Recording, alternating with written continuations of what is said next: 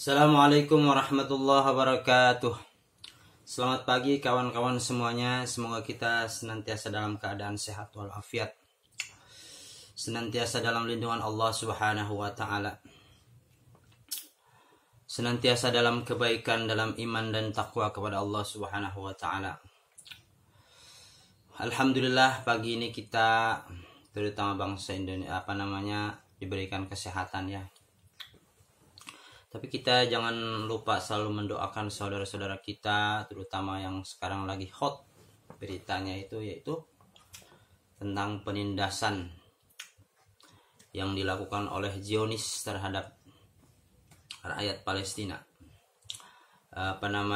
Pembantaian akibat dari pemimpin-pemimpin yang zalim, pemimpin-pemimpin yang serakah, yang menjadikan rakyat sengsara.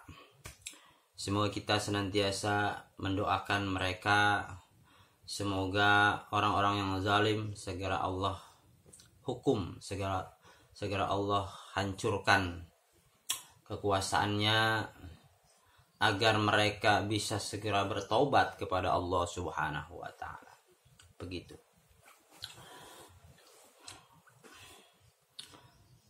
Karena kalau kita bicara soal pembantaian di Palestina itu, itu murni jelas dari keserakahan para pemimpin Zionis, terutama yang serakah ya. Seharusnya kan, seandainya sudah punya negara itu ya harusnya mereka berdamai, berdampingan gitu kan, bersama Palestina, menjaga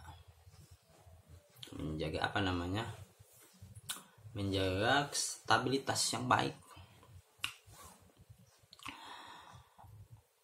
Karena itulah sifat Yahudi. Emang dalam Al-Quran juga kan dibahas, dalam Al-Quran itu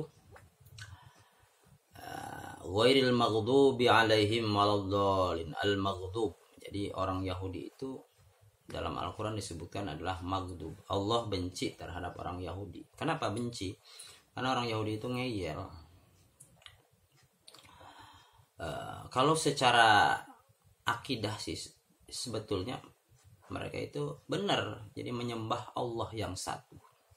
Mereka itu Allah yang satu yang menciptakan alam semesta. Cuma kelakuan Yahudi itu ngeyel dan juga serakah. Mereka selalu pengen menguasai dunia, seperti halnya engkong mereka ya.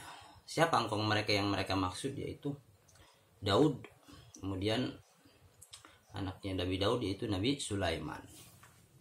Yang mereka menjadi penguasa dunia. Ya wajar mereka Allah berikan kekuasaan menguasai dunia, karena mereka kan soleh-soleh, orangnya baik-baik. Mereka itu digunakan kekuasaannya itu, mereka itu soleh, baik, untuk kemanfaatan manusia. Makanya Allah berikan kejayaan. Sedangkan yang aku anak cucunya ini seperti Zionis, pengen seperti kakek moyangnya, tetapi akhlak mereka itu kan tidak soleh. Tidak soleh, brutal kayak gitu ya. Tidak mungkin lah. Tidak mungkin Allah kasih kerajaan itu lagi, tidak mungkin. Karena jika seseorang itu beriman kepada Allah dengan baik, tauhidnya baik ya, mengesahkan Allah, artinya menyembah Allah yang satu, tentu saja Allah inginkan kebaikan dari kaum tersebut. Makanya ketika dia berbuat ngeyel, Allah kasih teguran langsung. Karena biar apa? Biar kembali kepada jalan yang lurus. Kecuali seperti Firaun sekalian. Firaun itu kan udah mengaku Tuhan. Ya makanya Allah kasih kerajaan, ujung-ujungnya langsung terakhirnya dicemplungin, disiksa sekaligus. Nah, kalau Yahudi ini kan beda sebetulnya. Jadi itu secara akidah itu kan menyembah Tuhan yang Allah yang satu, cuma dia ngeyelnya itulah. Maka anak cucunya ini berkali-kali sejak zaman Nabi, ya, para nabi banyak diturunkan kepada mereka. Sering Allah kasih kesempatan kepada mereka, tetapi mereka selalu ngeyel, makanya dikasih teguran, selalu teguran. Dari zaman Firaun mereka melas, ya, karena kemudian setelah hijrah mereka ke Palestina, nah mereka berkuasa, itu kan. Tapi mereka ngeyel lagi, para nabi aja banyak yang dibunuh sama mereka, maka Allah kasih teguran lagi. Terus ketika turun Nabi Isa juga berdakwah kepada Bani Israel ini, Allah kasih kesempatan lagi sebetulnya. Karena apa? Karena mereka secara tauhid baik. Tapi mereka ngeyel lagi, ya mereka kasih hukuman lagi. Terakhir mereka itu terusir dari negeri Palestina, Mesir itu, oleh orang-orang kafir. Kenapa? Karena Allah mungkin masih mengharapkan kebaikan mereka, tapi mereka selalu ngeyel. Mereka itu membunuh para nabi, para wali, banyak yang mereka bunuh. Jadi terbiasa gitu. Jadi terakhir mereka terusir lagi, ya karena kengeyelan mereka Allah kasih peringatan lagi, biar tujuannya kan biar menjadi baik gitu kan. Mereka terusir dari seluruh dunia, berpencar ke seluruh Eropa, Amerika, semuanya. Mereka tidak punya tanah, tidak punya negara, mereka berpencar-pencar begitu. Nah, terusir oleh penjajah dulu. Nah, sedangkan Islam sendiri adalah yang dari Arab ini, ya kan? Karena orang Islam ini kan takwa dong kepada Allah, soleh. Ya, karena ya harusnya kan orang Yahudi juga setelah datang Al-Quran itu harusnya kan langsung membenarkan Muhammad gitu kan, langsung mengikuti ajaran Nabi Muhammad harusnya, karena itu tertulis dalam Taurat. Tapi karena mereka yang ngeyel itu, ya mereka selalu iri gitu, ogah mau mengikuti Muhammad, wah tetap ngikutin ya, tapi terserah itu mah kan. Nah, Islam berkembang dari Arab dan menguasai semua, karena ya orang soleh kan Allah berikan kekuasaan gitu. Yang pertama, Islam datang mengajarkan kebaikan, soleh, ya, mengajarkan kebaikan kepada seluruh umat. Dia juga bertauhid, mengesahkan Allah, menyembah Tuhan yang satu yang menciptakan alam semesta dan isinya. Kemudian juga Islam juga soleh, berbuat baik, rahmatan lil alamin, membawa kebaikan kepada alam semesta, kepada kehidupan manusia.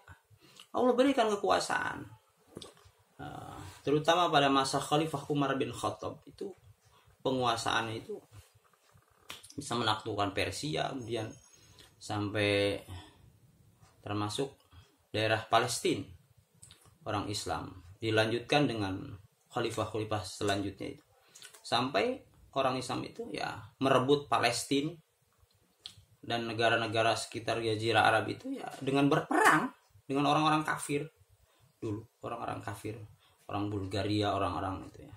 Nah, begitulah Allah berikan kekuasaan kepada orang Islam, karena orang Islam itu jelas gitu, mengesahkan Allah dan juga akhlaknya baik, rahmatan lil alamin. Nah, makanya dari itu Islam jadi penguasa. Jadi maksudnya dari Khalifah Umar bin Khattab, kemudian Bani Abbasiyah, Bani Umayyah, terakhir Turki Utsmani. Khalifah Turki Utsmani aja menguasai, bukan menguasai ya, ya bisa dibilang gitu ya, terpandang lah dari selain Islam itu, dipandang oleh orang-orang lain itu, orang selain Islam itu 600 tahun lamanya.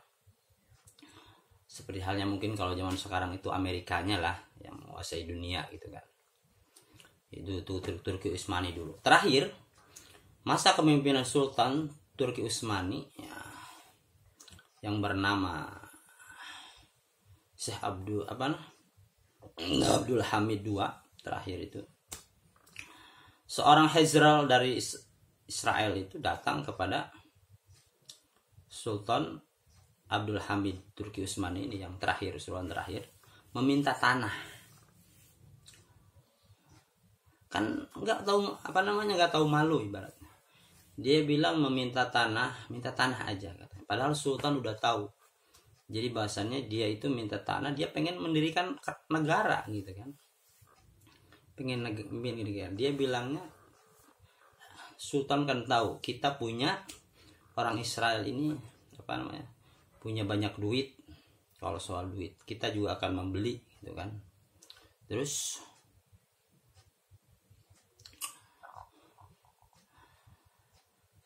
tapi kan ditolak mentah-mentah Mas Sultan, karena Sultan tahu Israel ini ketika dikasih kesempatan itu ngeyel, jadi selalu kayak gitu.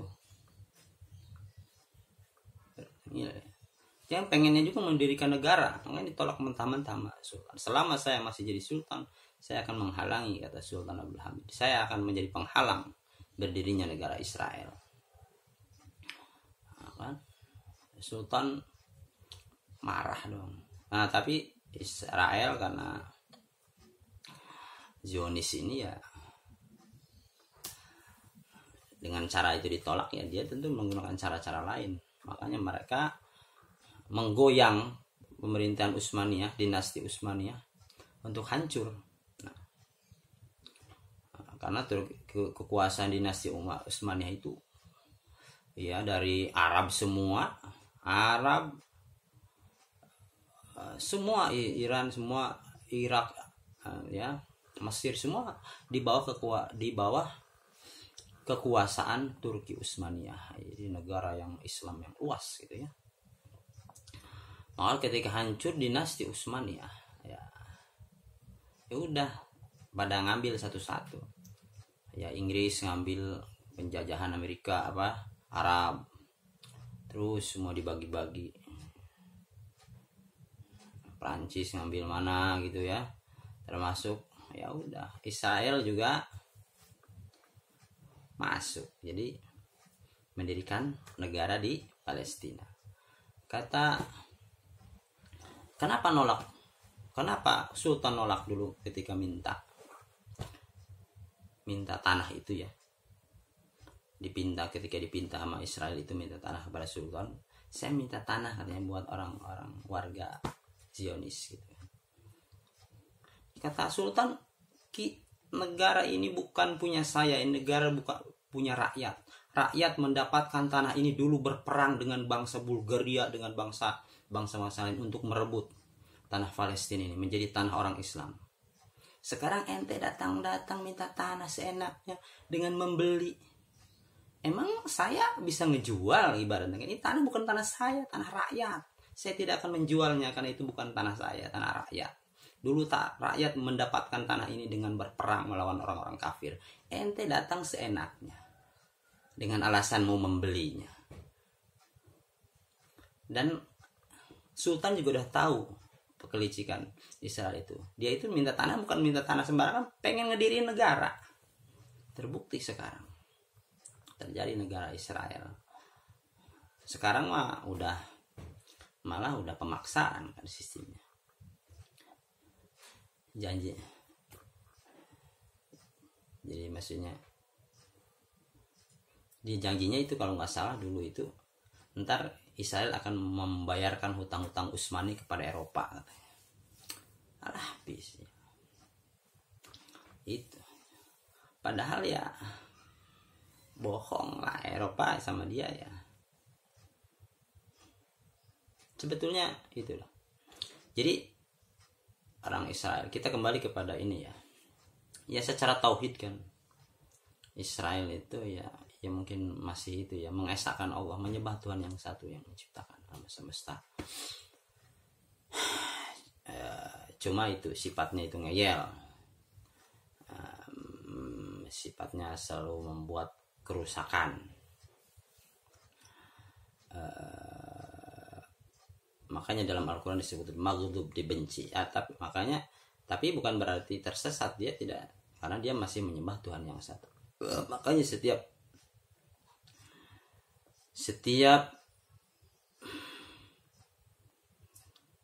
dia melakukan kesalahan, maka Allah langsung berikan dia pelajaran biar menjadi baik, mungkin seperti itu kan, biar menjadi baik.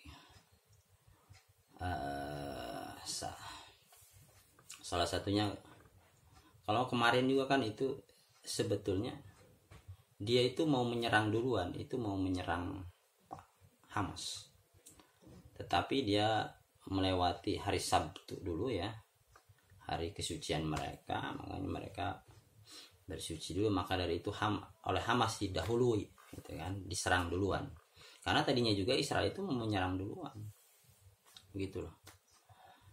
Ini Zionis itu karena pejabat-pejabatnya yang serakah gitu. Bedakan antara pejabatnya sama Yahudinya, Zionis sama Yahudi, bedakan. Kalau Zionis itu ya itu yang memegang pemerintahan yang serakah. Kalau orang-orang Yahudi ya mungkin kayak Indonesianya aja ya gitu ya, mungkin antara rakyat dan pemerintah. Kalau pemerintah itu kadang cenderung serakah. Kalau serakah itu ya rakyat diacak-acak, kayak diracak-acak. Jadi untungnya pejabat Indonesia mah ya baik-baik, tidak serakah mungkin gitu kan. Nah, kalau pejabat Israel ini serakah, terutama Netanyahu ini pejabat yang korup katanya gitu ya. Netanyahu bersama kawan-kawannya, makanya dia dengan adanya perang ini dia itu ada alasan kepada rakyat gitu ya, bahwasanya Israel punya banyak hutang kepada Amerika ini, jadi untuk memodalin perang gitu. Padahal mah separohnya mah dia dikorupsi begitu, dan kalau ada perang ya pengen menjadi Perdana Menteri seumur hidup kali begitu. Jadi makanya Netanyahu ini pejabat yang korup gitu ya.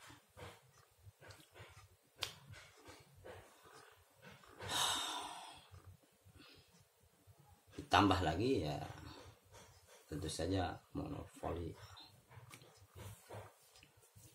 begitulah ya. Jadi bagi Zionis Israel itu ya, bagi siapapun ya kita harus mengambil ya tibar atau pembelajaran ya. Kalau Israel pengen seperti nenek moyangnya yang menguasai dunia itu seperti Nabi Sulaiman ya caranya jangan brutal ya, caranya dengan soleh dong, seperti yang Nabi Muhammad ajarkan. Makanya Nabi Muhammad sallallahu, karena apa? Karena sudah tertulis juga di Taurat juga. Jadi orang setelah datang Nabi Muhammad, Nabi terakhir ya, semuanya harus ikuti Nabi Muhammad yang mengajarkan kebaikannya itu lebih sempurna dari nabi-nabi sebelumnya. Nabi Muhammad tentu saja pembawa ajaran yang lebih sempurna dari sebelumnya. Jangan jauh-jauh, kita bisa melihat kendaraan aja, kendaraan dulu sama yang sekarang lebih sempurna mana, lebih modern mana dari produk dulu, lebih sempurna sekarang, lebih begitu juga ajaran agama ya. Nabi yang sebelumnya kurang sempurna disempurnakan oleh Nabi Muhammad sebagai nabi penutup terakhir. Yaitu makanya orang Yahudi ini ya, pertamanya itu mungkin karena itu ya bangsa Yahudi itu ngeyel gitu ya, ngeyel. Setelah kesininya itu ngeyel, hanya nenek moyangnya itu ya yang baik, seperti Daud, Sulaiman. uh,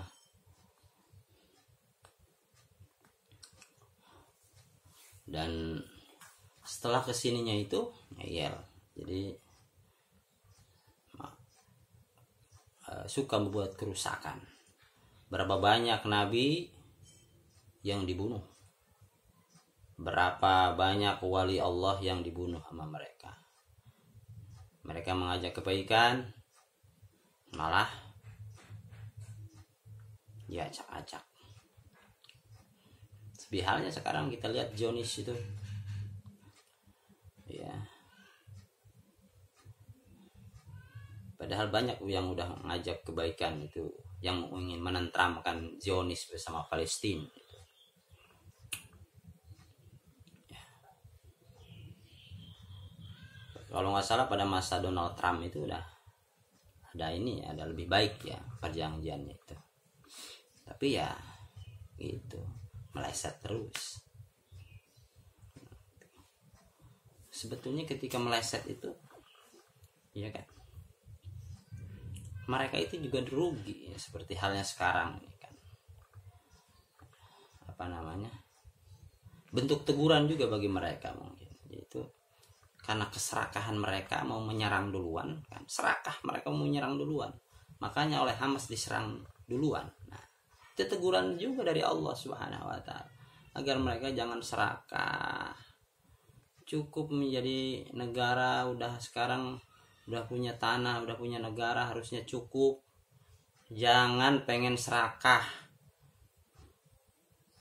pengen nguas, cukuplah menjadi tetangga dengan Palestina, bertetangga, jangan pengen menguasai semuanya, pengen ngancurin negara lain. Itu juga akan, tentu saja negara lain tidak akan rugi.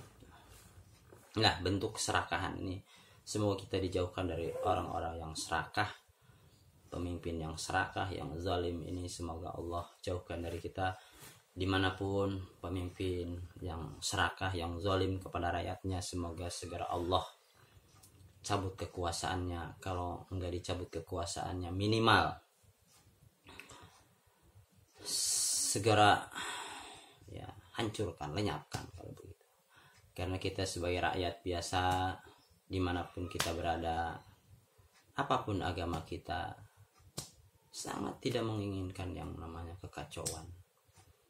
Dari dulu sampai sekarang, yang namanya kekacauan itu tidak terlepas dari orang-orang yang serakah. Semua kita bisa mengambil hikmah dari kejadian ini. Semua kita menjadi orang-orang yang, terutama negara kita Indonesia, menjadi orang-orang yang baik, pejabatnya sayang kepada rakyat.